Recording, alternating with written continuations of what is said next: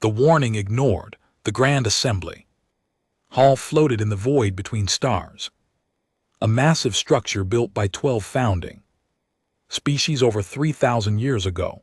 Inside, representatives from 89 civilizations gathered for what many considered a routine expansion hearing. The air hummed with translation devices, converting thousands of languages into comprehensible speech. Crystal panels on the curved walls displayed star maps and territorial claims in glowing colors.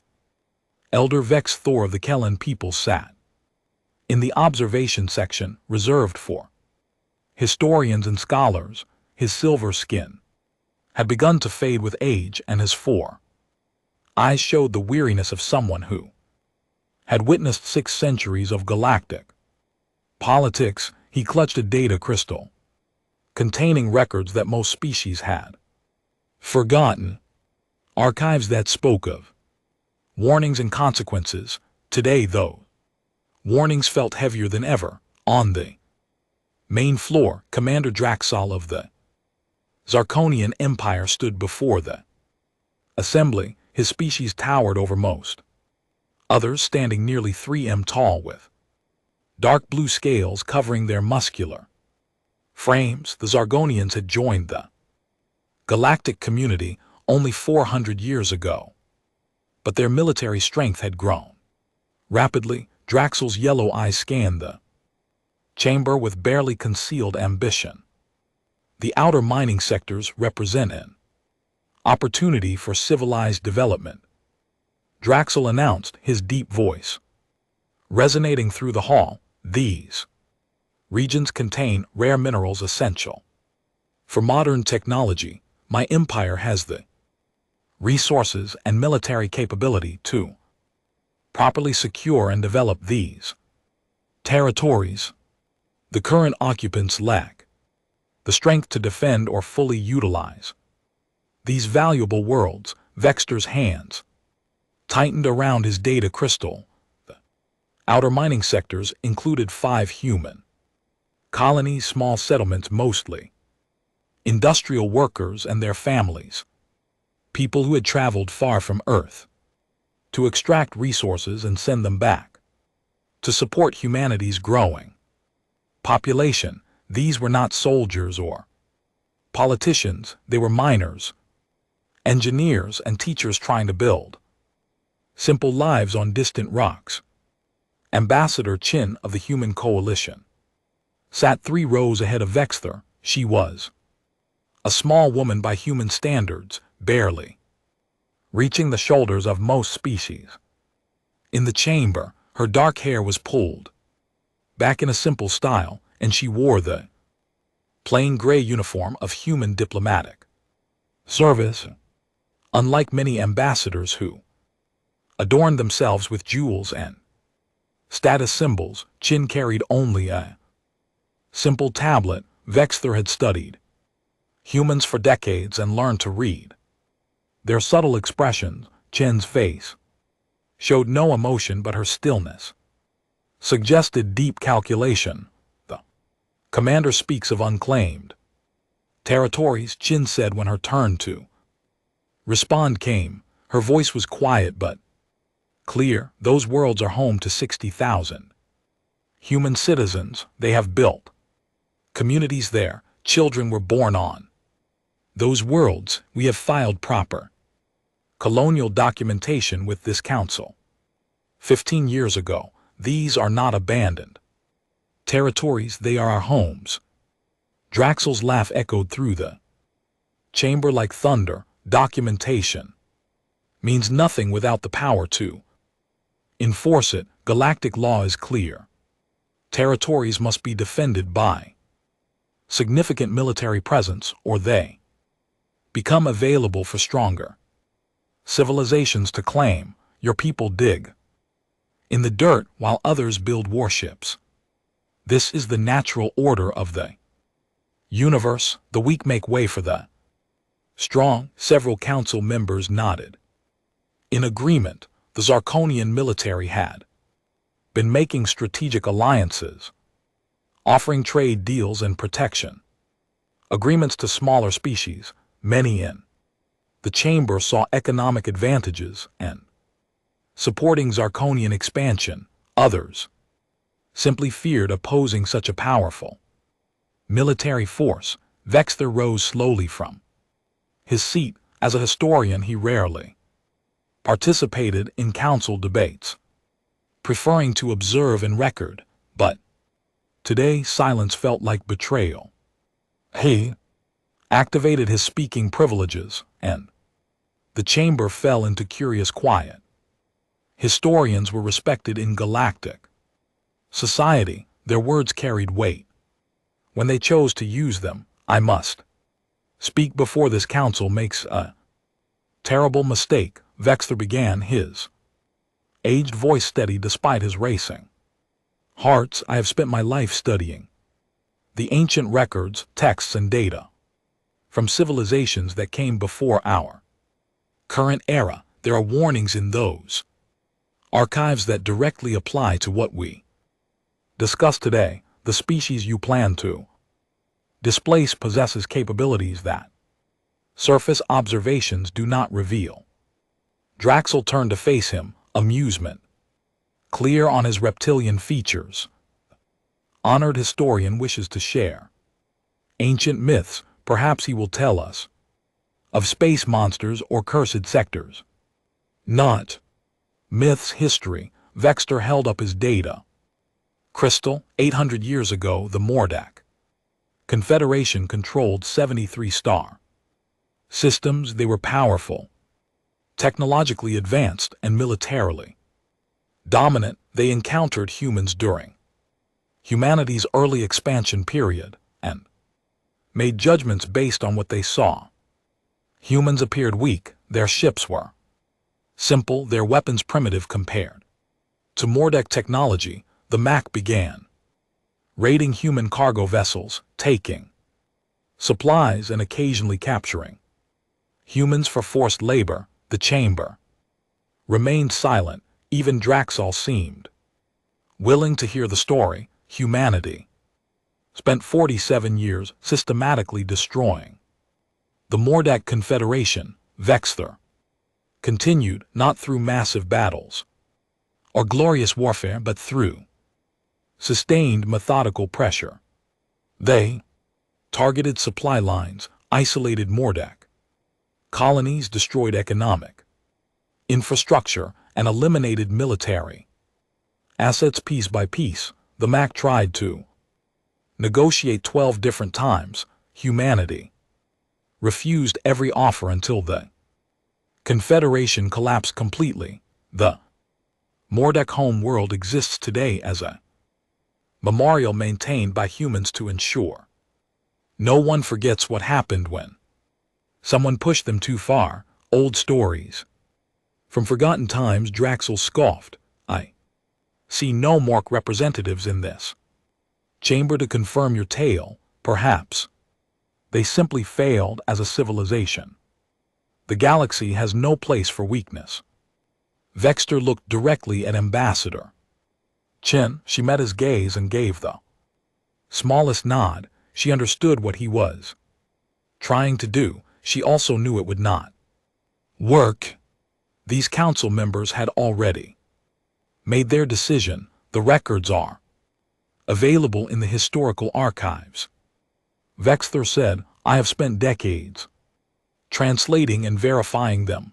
The pattern is consistent across multiple encounters. Humanity values peace highly and works constantly to maintain it, but when forced into conflict, they transform. Individual humans may appear average in strength and capability, but united humans become something entirely different, something dangerous. They do not fight with rage or passion. They fight with cold calculation and absolute determination. They do not stop until the threat is completely eliminated. Council Speaker Marath, an insectoid being who had held the leadership position for 30 years, raised one of her 6 arms. This council operates on Current facts and legal precedent not. Ancient warnings, the Zarkonian. Expansion proposal follows established. Protocols, human colonies in the disputed sectors lack adequate military defense unless humanity commits significant military resources to protect these territories. They fall under available territory classifications according to Galactic law. Chin stood again. We will defend our people, make no mistake about that. But we prefer peaceful solutions. We are asking this council to recognize our legitimate colonial claims and deny the Zarkonian expansion into those sectors. We are asking for cooperation instead of conflict. We are asking you to prevent unnecessary loss of life. The vote was called. Vexter watched the results appear on display panels throughout the chamber. 74 species voted in favor of allowing Zarkonian expansion. 11 abstained. Only 4 voted against, including Vextorther's own people and 3 small species with no military power to enforce their objection. Draxel raised both arms in victory. The council has spoken clearly. My fleets will establish presence in the disputed sectors within 2 weeks. Any resistance will be met with appropriate military response. The Zargonian Empire thanks this council for recognizing the natural order. Chin gathered her materials and walked toward the exit. As she passed below Vexter's observation section, he saw her face clearly for just a moment. No fear showed there, no anger either, just a profound sadness, the expression of someone who knows exactly what is coming and cannot prevent it. The chamber slowly emptied as representatives discussed trade opportunities and political alignments. Many seemed pleased with the outcome. The Zaronians were offering favorable trade agreements to species that supported their expansion. Economic prosperity seemed assured. Vexter remained in his seat, staring at the data crystal in his hands, useless knowledge that no one would heed. He began composing an urgent message to his own government. His people needed to prepare for what was coming. They needed to stockpile resources, strengthen their defenses, and distance themselves from the Zargonian Empire as much as possible. When humanity responded, and Vexter had no doubt they would respond, the entire galactic order would shift. The young aggressive species like the Zargonians would learn what the ancient text tried to teach, some lessons Vexter with deep sadness could only be learned through pain and loss. 2 weeks passed quickly. The mining colony on New Terra continued its daily operations, unaware that their peaceful existence had become a political bargaining chip.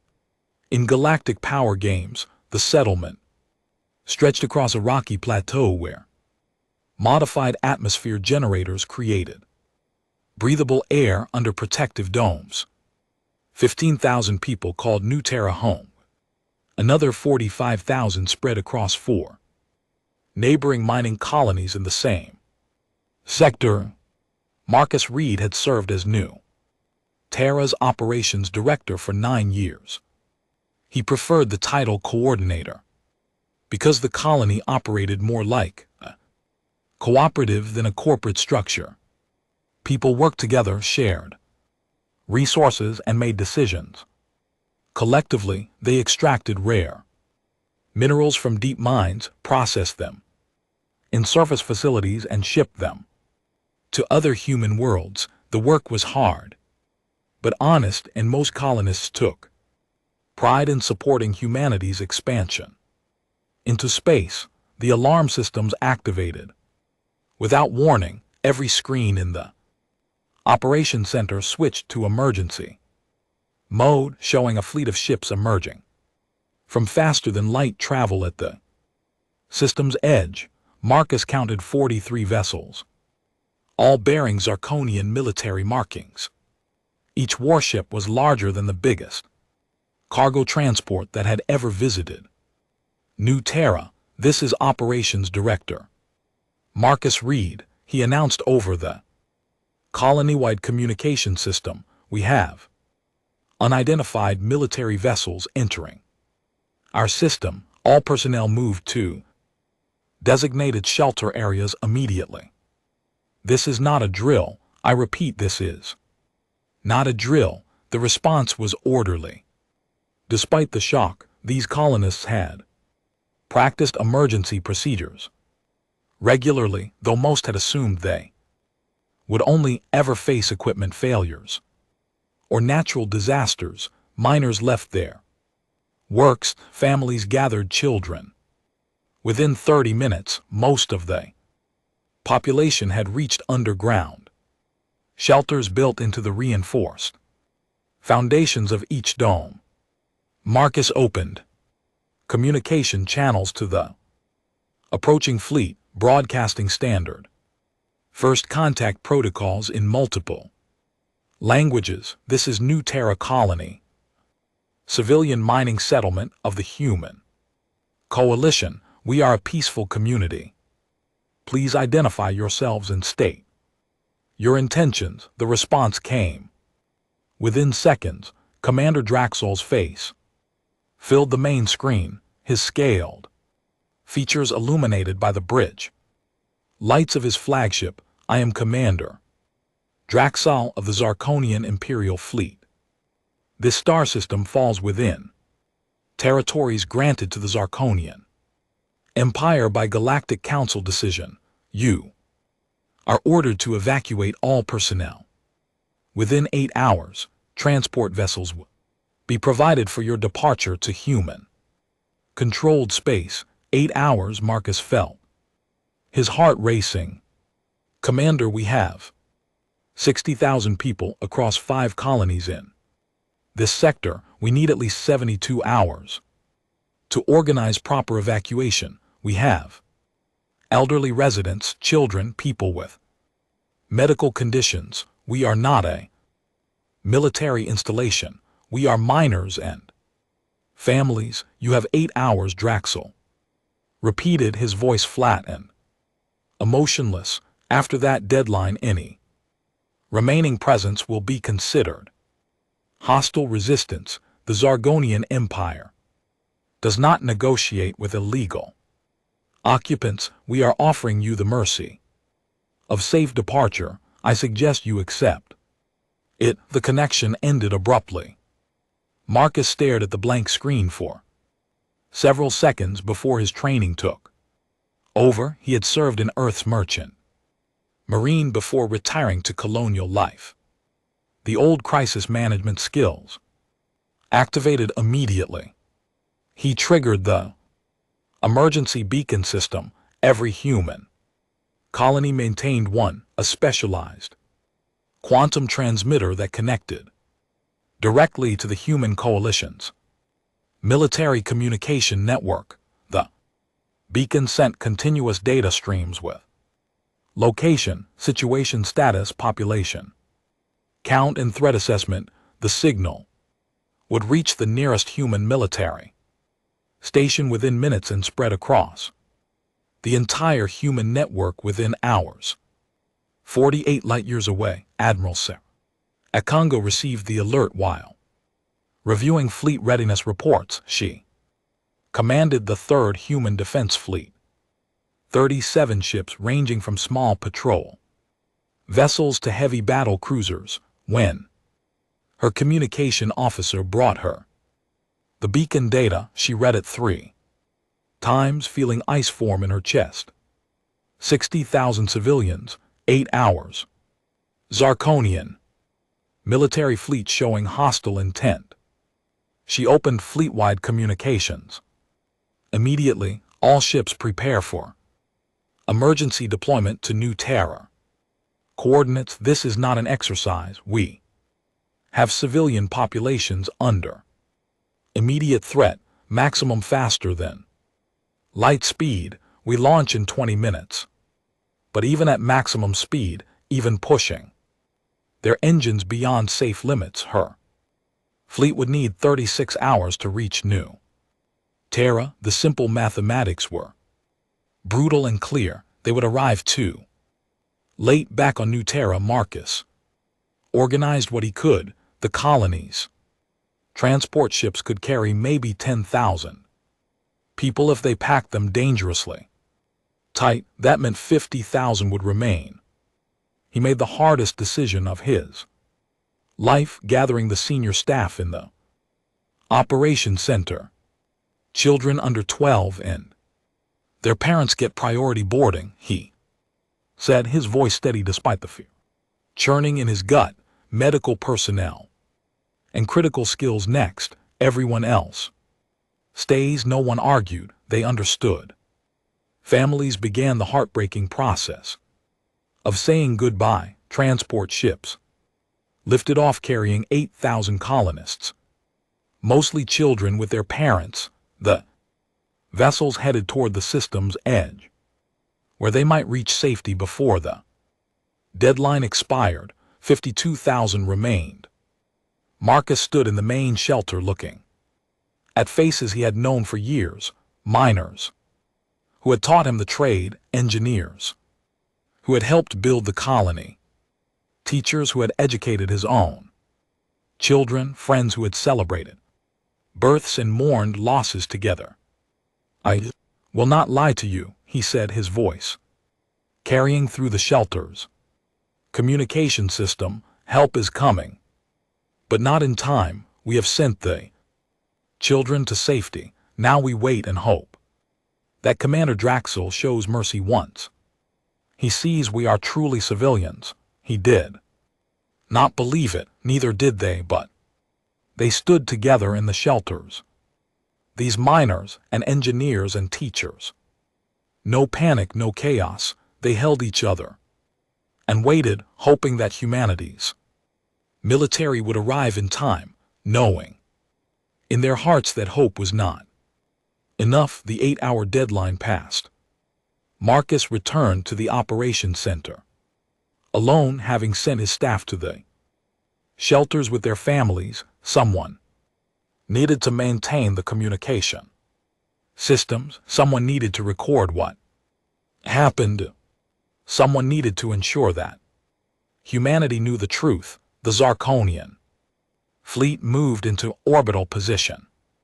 Marcus watched on sensors as the warships aligned themselves in a precise grid pattern above New Terra and the 4 neighboring colonies. He kept the emergency beacon transmitting, ensuring every second was recorded and broadcast.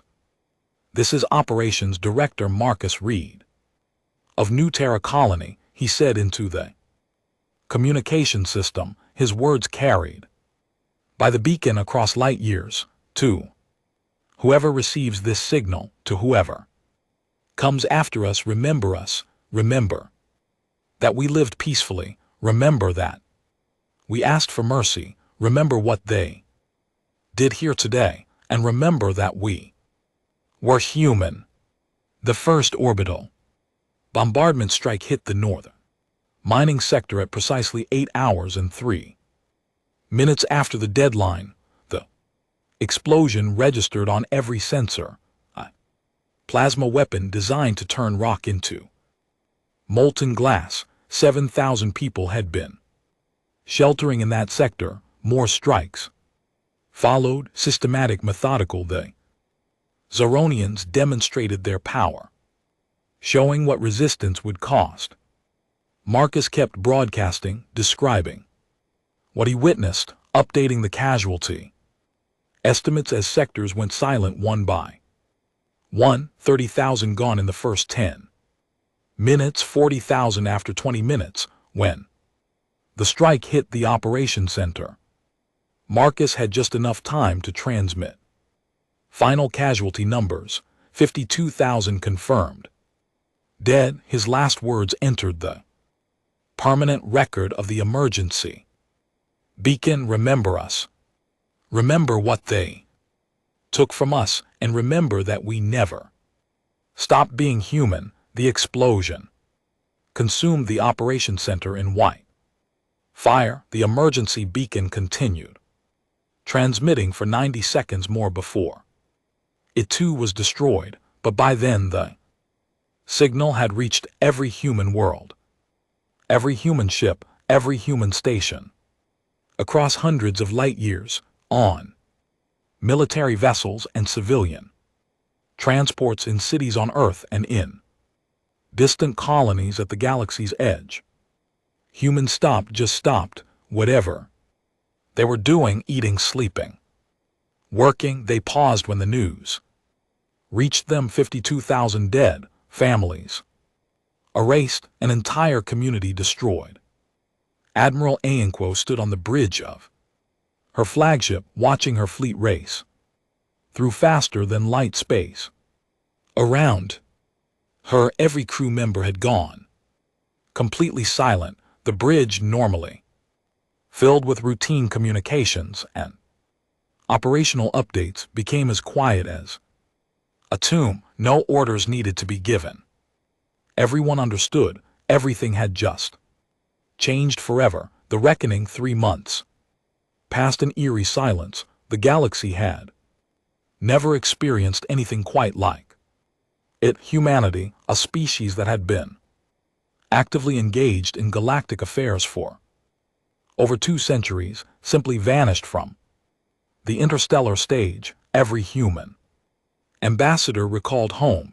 Every human trade ship returned to human space. Every human research station in neutral territory shut down and evacuated. It happened within 48 hours, a coordinated withdrawal so precise that it seemed impossible for such a widespread species to execute. The Galactic Council convened emergency sessions weekly, trying to understand what was happening. The human embassy buildings remained standing but completely automated. Messages sent to human governments received only pre-recorded responses, stating that humanity was conducting an internal review of its galactic relationships. No details, no timeline, no negotiations. Council Speaker Mara stood before the assembly, her insectoid features showing unusual stress. We have lost all direct communication with human leadership. Their economic withdrawal has caused severe disruptions across 47 different species economies. Agricultural exports have stopped entirely. Medical supplies are critically low in 6 sectors. The financial markets have not recovered from the initial shock. We need to establish dialogue immediately. Ambassador Vexter watched from his observation seat, saying nothing. He had tried to warn them. Now he simply recorded what was happening, knowing that future historians would study this period intensely. If there were future historians, the economic collapse spread like a disease through galactic civilization. Humanity had quietly become essential to the functioning of interstellar trade. Their agricultural techniques fed billions on worlds that could not grow their own food. Their medical research had eliminated diseases that plagued dozens of species. Their transportation networks moved goods efficiently across vast distances. Their financial system stabilized currencies and facilitated trade between species that did not trust each other. All of it stopped. Food prices tripled within weeks. Medicine became scarce. Transportation costs skyrocketed. The Galactic Stock Exchange suspended trading after values dropped 70%. Species that had built their economies around human partnerships faced potential governmental collapse. Riots broke out on 12 different worlds as populations faced sudden shortages of Basic necessities. Commander Draxol attended the council sessions, his posture still radiating confidence. Despite the growing crisis, this proves human weakness and vindictiveness. He announced to the assembly they retreat and punish innocent species rather than face Zarkonian strength directly. My empire is prepared to fill the economic gaps they have created. We will provide food, medicine, and transportation to species in need. The galaxy will learn that the Zarkonian Empire is a more reliable partner than humanity ever was. The Zarkonians had indeed been expanding their operations, moving into territories that humans had abandoned.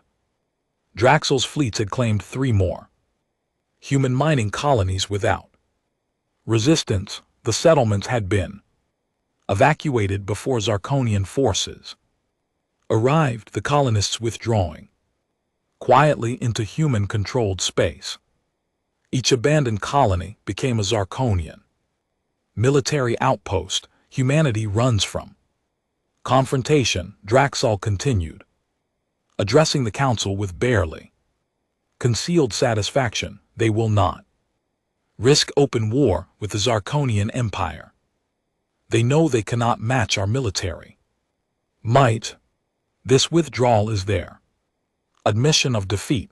Within a year they will return seeking trade agreements on our terms. Vexthor finally stood, his aged body moving slowly but deliberately. Commander, you misunderstand what you are witnessing. This is not retreat, this is preparation. Preparation for what? Draxel laughed. Economic suicide. They are destroying their own prosperity.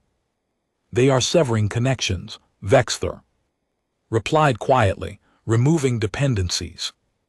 When humanity acts, they do not want economic considerations limiting their options. They are ensuring that whatever they do next will not harm the few species they still consider friends.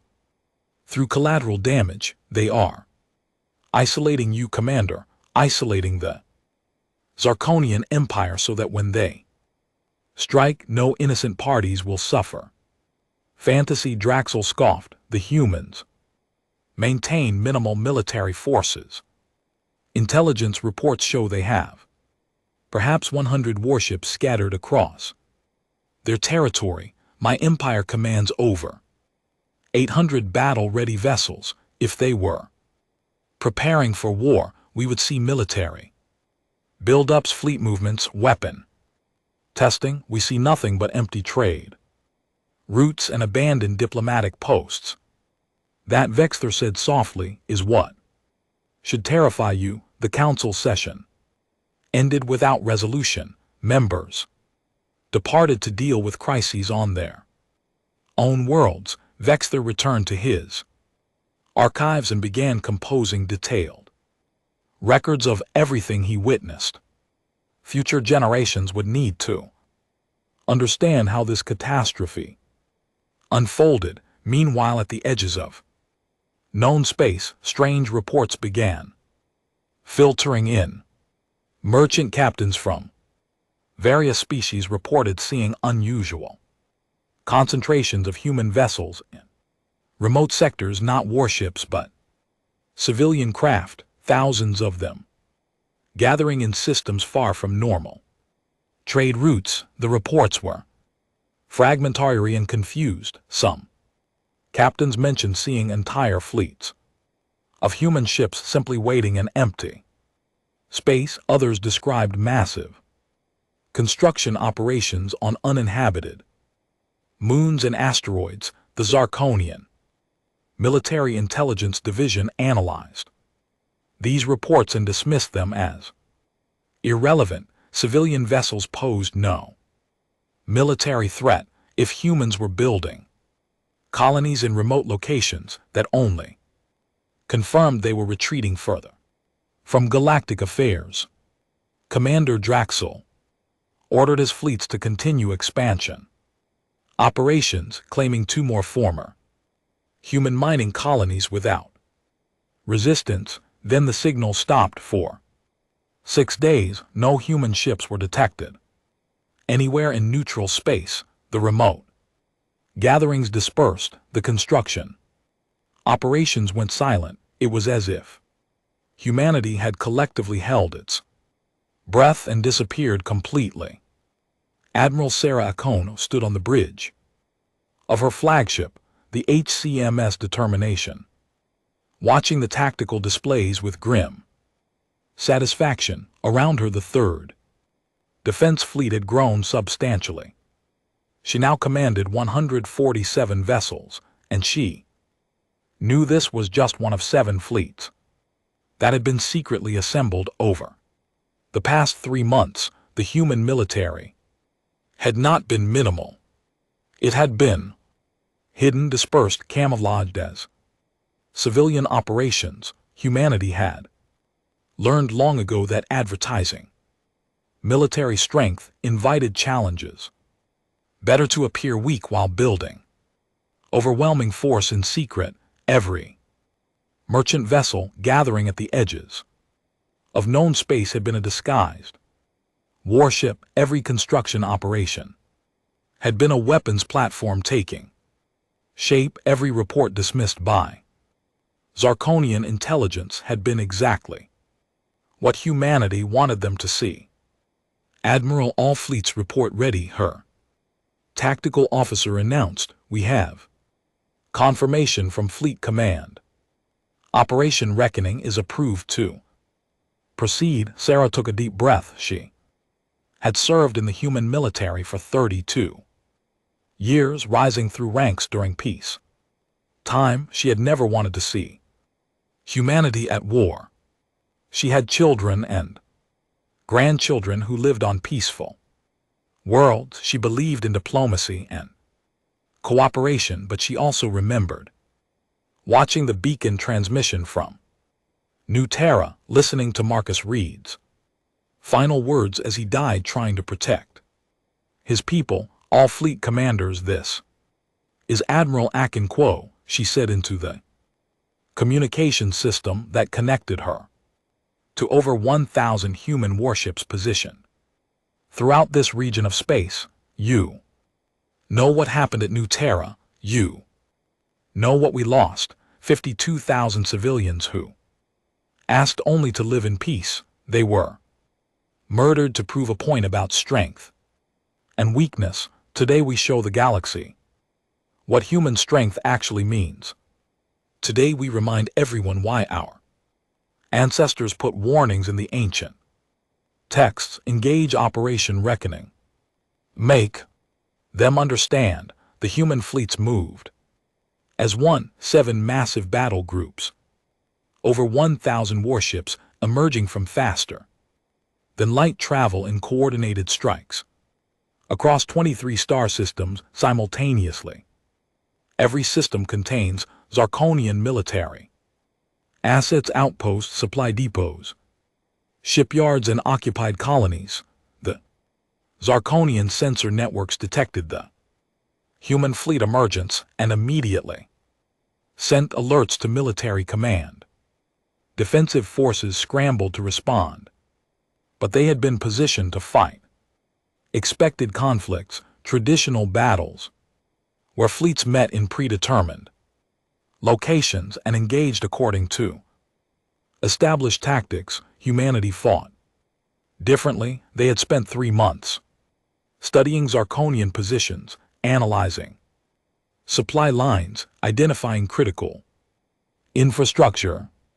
They had planned every strike with precision. They did not seek glorious battles or honorable combat.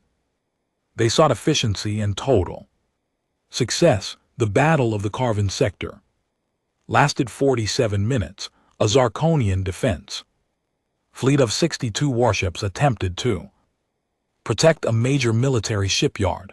The human 6th Fleet, numbering 89 vessels, emerged from faster than light travel, already in optimal firing positions. The opening salvo destroyed 19 Zarkonian ships before they could raise shields. The battle was methodical, calculated, devastating. When it ended, the shipyard was destroyed, the defensive fleet eliminated, and the human fleet moved to the next target with minimal damage. Similar scenarios played out across 23 systems.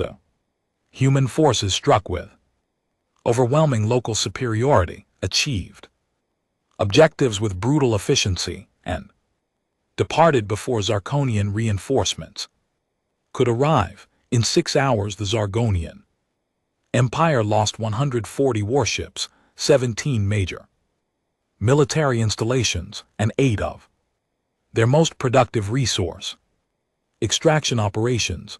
Commander Draxal received the reports in his command center on the Zargonian home world of Zarin Prime. The number seemed impossible. How could humans feel such massive forces? Where had these ships come from? Intelligence had reported minimal human military capabilities.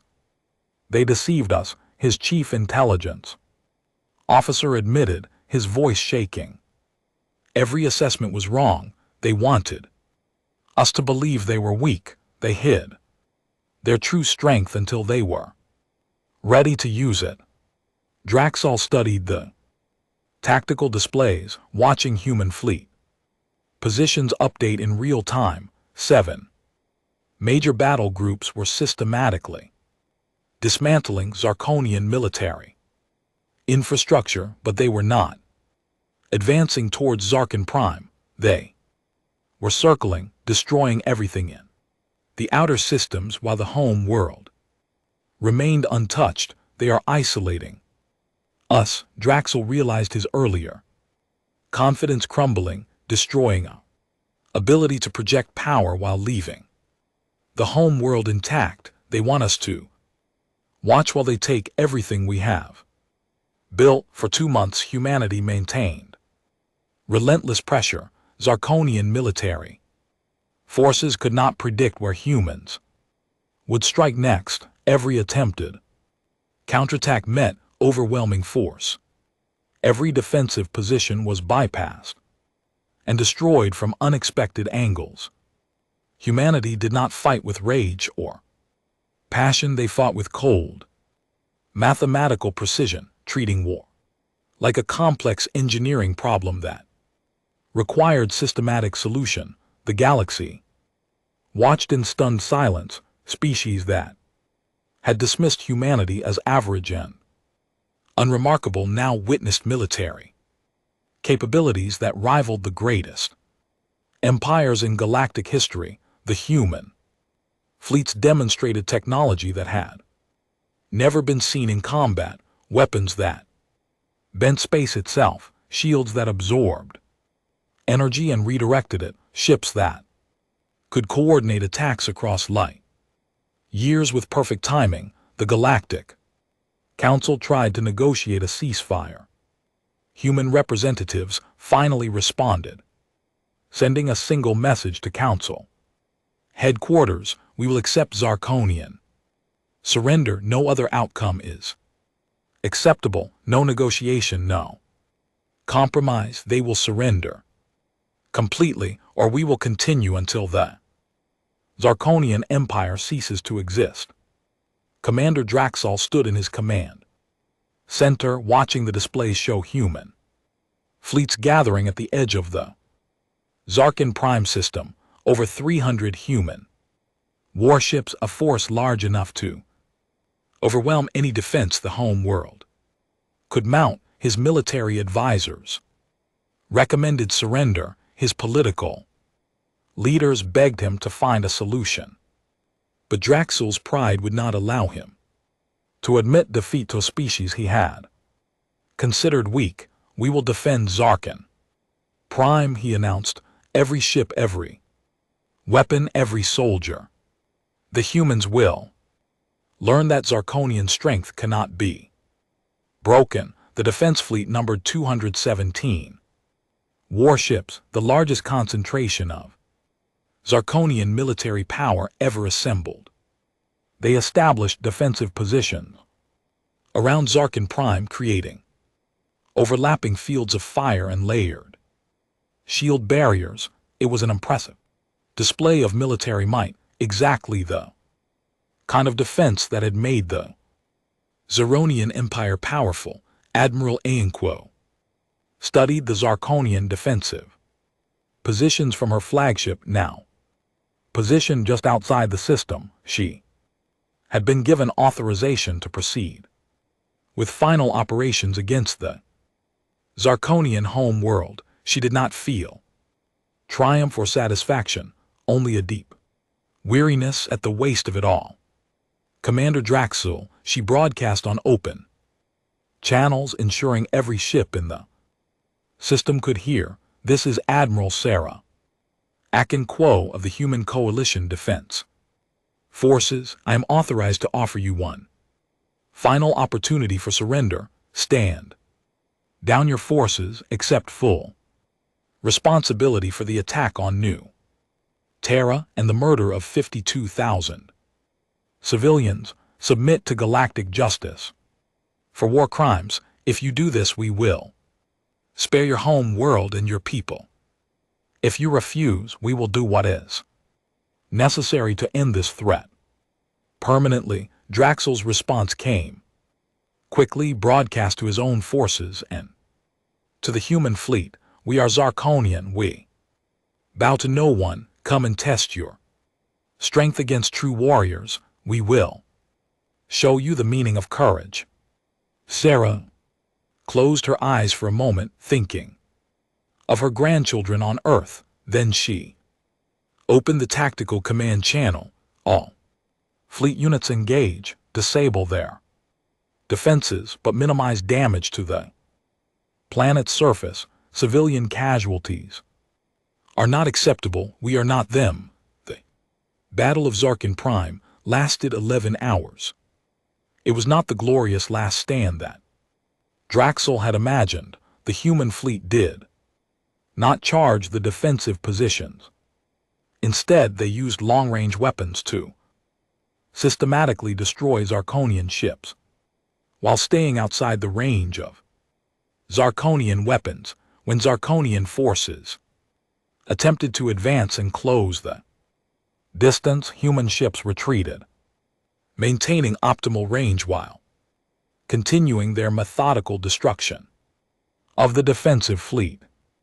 Zargonian commanders tried every tactical doctrine they knew. They attempted coordinated charges, defensive formations, even suicide runs. Nothing worked. The humans simply adjusted their positioning and continued the systematic elimination of Zarkonian military assets. Was not a battle, it was an execution carried out with professional efficiency. When the last Zarkonian warship was destroyed, Admiral Akinquo positioned her fleet orbit around Zarkin Prime. 300 human warships, weapons trained on the home world of the Zeronian Empire. Below 2 billion Zarkonians waited to learn their fate. Commander Draxel Sarah broadcast to the planet's surface. Your military is destroyed. Your empire is defeated. You have 1 hour to surrender unconditionally, or we will begin orbital bombardment of military and governmental targets. Choose wisely. 57 minutes later, Commander Draxel appeared on communication channels, his scaled face showing defeat and barely controlled fear. The Zargonian Empire surrenders. We accept full responsibility for the attack on New Terra. We will submit to galactic justice. Please do not harm our people. They were following my orders. I accept all blame. The surrender was broadcast across the galaxy. Species that had supported Zarkonian expansion now distanced themselves quickly. The Galactic Council convened an emergency tribunal to try Draxel for war crimes. The verdict was never in doubt. He was sentenced to life imprisonment on a remote penal colony where he would spend his remaining years understanding the consequences of his arrogance. The Zargonian Empire was dismantled. Their military was reduced to minimal defense forces. Their occupied territories were returned to previous owners or established as independent states.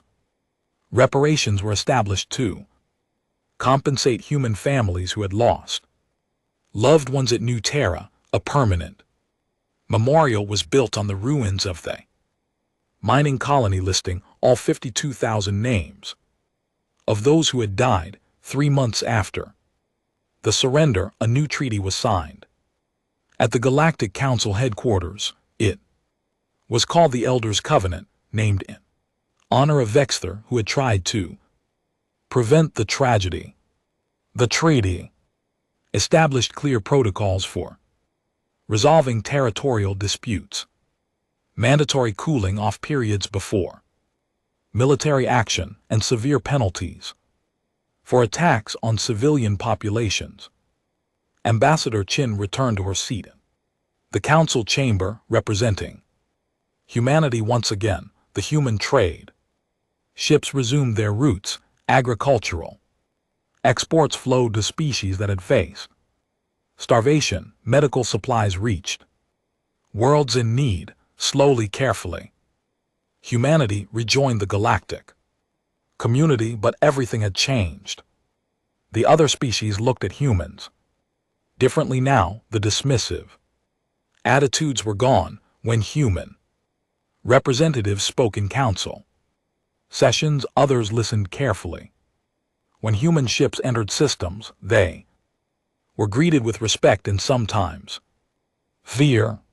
Humanity had demonstrated capabilities that no one had suspected, revealed strength that had been hidden behind a facade of peaceful cooperation. Elder Vexther stood before the new memorial on New Terra, reading the names carved in stone. 52,000 lives lost because people did not listen to warnings, because arrogance convinced leaders that they understood everything about a species they had barely studied. Ambassador Chin stood beside him, also reading the names. You tried to warn them, she said quietly. Not well enough, Vexer replied. I failed these people. No, Shin said firmly. You tried. They chose not to listen. That failure belongs to them, not to you. They stood in silence for a while, surrounded by the ruins of what had been a peaceful community. Wind blew across the memorial, carrying the sound of construction in the distance. Humans were rebuilding New Terra, creating a new colony that would honor those who had died here. Will humanity forgive? Beekser asked. Chin considered the question carefully. We will move forward. We will work with the galactic community again, but forget no, we will never forget what happened here. We will never forget what we lost, and we will ensure that the galaxy never forgets either. The warnings are in the records, now clear and undeniable. The question is whether others will listen better than the Zargonians did. Vexther nodded. Slowly, he would spend his remaining years adding this chapter to the historical archives, documenting everything that had happened. Future generations would have access to clear warnings, detailed accounts of what occurred when humanity was pushed too far across the galaxy. In council chambers and militarities, on civilian worlds and research stations, people studied what had become known as the Zarkonian War. The lessons were being learned slowly but surely. Humanity was not weak. Humanity was patient. They preferred peace but possessed the capability for devastating war. They valued cooperation but would not tolerate aggression against their people. They appeared average in every measurable way until the moment they decided to reveal what they truly were. The ancient warnings had proven true. The elders had spoken of humanity's wrath. The galaxy had not listened until the last moment, when it was too late to prevent tragedy. Now finally the galaxy was listening, and humanity, having proven their point, returned to peaceful cooperation. But everyone knew the truth now. The warnings were no longer dismissed as myths or ancient stories. They were recorded facts, documented in the most brutal way possible. The galaxy had learned some lessons, as Elder Vexthor had once said, could only be learned through pain and loss. This was one of those lessons.